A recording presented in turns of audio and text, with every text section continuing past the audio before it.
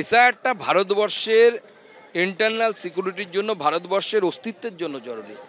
আমি যদি পশ্চিমবঙ্গের হিসেবে কথা বলি, 12টি রাজ্য এবং কেন্দ্রশাসিত অঞ্চলে এসআইআর হবে। 12টি রাজ্য এবং কেন্দ্রশাসিত অঞ্চলে।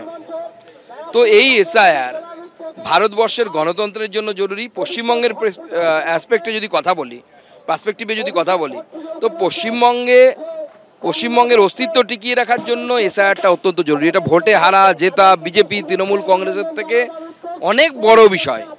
আমরা রাজনৈতিক দলগুলো, তৃণমূল কংগ্রেস তো অবশ্যই, যেহেতু আঞ্চলিক দল, ব্যক্তি নির্ভর দল, এরা ইতিহাসের টাইম লাইনে একটা বুদবুদের থেকে বেশি কিছু না। তো স্বাভাবিকভাবেই তৃণমূল কংগ্রেস থাকবে না 50 বছর পর, কিন্তু দেশটাকে যদি টিকিয়ে রাখতে হয়, বাংলাকে যদি টিকিয়ে রাখতে হয়, তাহলে পরে এসআইআরটা জরুরি এবং নির্দিষ্ট সময়ে পরপর এসআইআর হওয়া জরুরি। দেখুন, এই এসআইআর এর কাজটার সব থেকে গুরু দায়িত্ব হচ্ছে বিএলওদের। বিএলওরা এনুমারেশন ফর্ম নিয়ে 4 নভেম্বর থেকে বাড়ি বাড়ি যাওয়াটা শুরু করবেন। এখন এই বিএলওদের স্বয়ং রাজ্যের মুখ্যমন্ত্রী প্রচ্ছন্ন হুমকি দিয়েছেন বলে বিজেপির তরফে অভিযোগ করা হয়েছে। এমনকি এই ছবিও আপনাদের সামনে রেখেছি যে তৃণমূল নেতা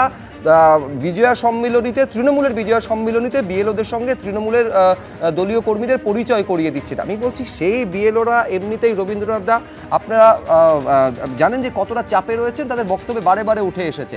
এখন এই বিএলওদের সিকিউরিটি কারা দেবে, এই প্রসঙ্গটা কিন্তু আজকে এই প্রেস কনফারেন্সে উঠে এসেছে। সেই উত্তরে কি বলেছেন মুখ্য নির্বাচন কমিশনার, দেখুন একবার। Has there been any demand to provide security to the booth level workers in West Bengal? Has central security, has any such demand come to you? Is it possible to grant such a security? जो BLOs की security से संबंधित एक विषय उठाया गया, चुनाव आयोग को पूर्ण विश्वास है कि कानून व्यवस्था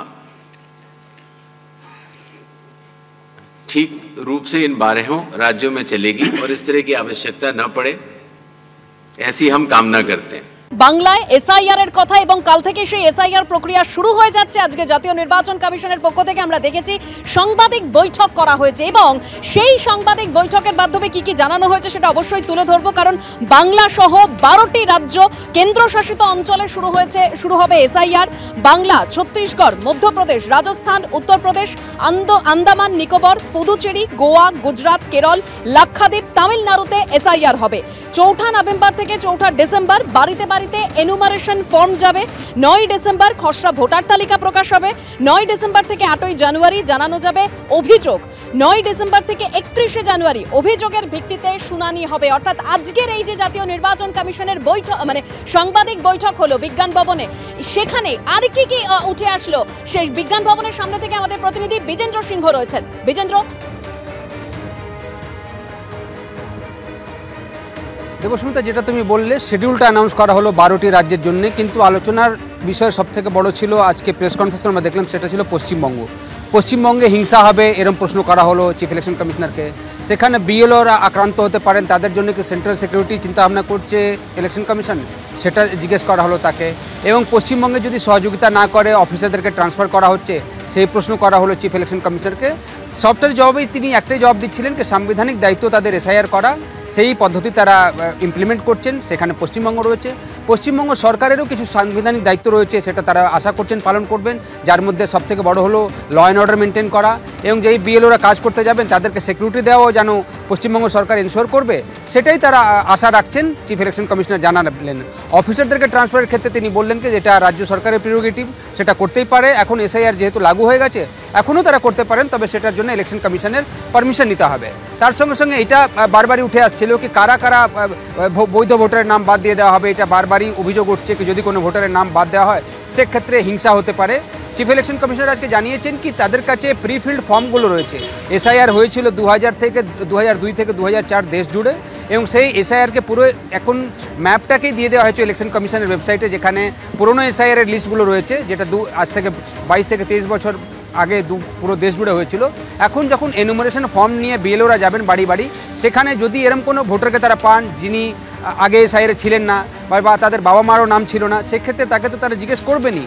চিফ ইলেকশন কমিশনার বললেন কি আমরা তাকে জিজ্ঞেস করবো কি আপনি কোথায় ছিলেন, কিভাবে ভোটার লিস্টের নাম আপনার উঠেছে, কোন নথি আপনার কাছে রয়েছে, এটা তো বৈধ কাজ ইলেকশন কমিশনের ভোটার তালিকাকে ত্রুটিমুক্ত করার জন্য, এবং এই কাজটাই ইলেকশন কমিশন করবে। প্রথমেই যাদের নাম পুরনো এসআইআরে ছিল তাদের কোনো ডকুমেন্টস দিতে হবে না, তাদের নাম এমনি উঠে আসবে। তারপরে যাদের বাবা মায়ের নাম রয়েছে তাদের কোনো সমস্যা হবে না, যেহেতু তারা ইন্টারলিঙ্ক হয়ে যাবেন, তাদের বাবা মায়ের নাম ছিল, তারা পরে জন্ম নিয়েছেন বা অন্য কোনো কারণে সেই ভোটার তালিকায় উঠতে পারেনি, তাদের নামও যুক্ত হয়ে যাবে। এটার জন্য 1 মাসের প্রক্রিয়া রাখা হয়েছে। এরপরে হচ্ছে কি যাদের নাম বাদ চলে যাবে, এই যখন ড্রাফট রিলিজ করবে ইলেকশন কমিশন, যাদের নাম বাদ চলে যাবে তাদের নাম তোলার জন্য 1 মাস রাখা হয়েছে, এবং সেই 1 মাসের মধ্যে ফর্ম 6 দিয়ে তারা তাদের নাম ইনক্লুশনের জন্য ইলেকশন কমিশনের কাছে দিতে পারবেন। এটাই ইলেকশন কমিশন বলেছে। আজ রাত্রির থেকেই কিন্তু লাগু হয়ে গেছে এসআইআর প্রক্রিয়া, এবং ফেব্রুয়ারি মাসে যখন রিলিজ করা হবে ফাইনাল লিস্ট, তারপরেই মনে করা হচ্ছে, যেটা আজকেও সূত্র মারফত আমরা জানতে পারলাম, কি ফেব্রুয়ারিতে লাস্ট উইকে খুব সম্ভবত এই 5টি রাজ্যের জন্য ইলেকশন অ্যানাউন্স করে দেবে নির্বাচন কমিশন, এবং তার মধ্যে পশ্চিমবঙ্গ রয়েছে। কটি দফায় ভোট হবে সেসবগুলোও অ্যানাউন্স করা হবে। তবে আসামেও যেহেতু ভোট হচ্ছে, কিন্তু সেখানকার আজকে এসআইআর অ্যানাউন্স করা হয়নি। চিফ ইলেকশন কমিশনার আজকে জানিয়েছেন যেহেতু সেখানে এনআরসি হচ্ছে সুপ্রিম কোর্টের অর্ডারে, সেটা শেষ পর্যায়ে রয়েছে, তাই এই মুহূর্তে যে এসআইআর হচ্ছে সেখানে তাদের তালিকায় রাখা হয়নি 12টি রাজ্যের মধ্যে। তবে নেক্সট ফেজে আসামেও এসআইআর হবে।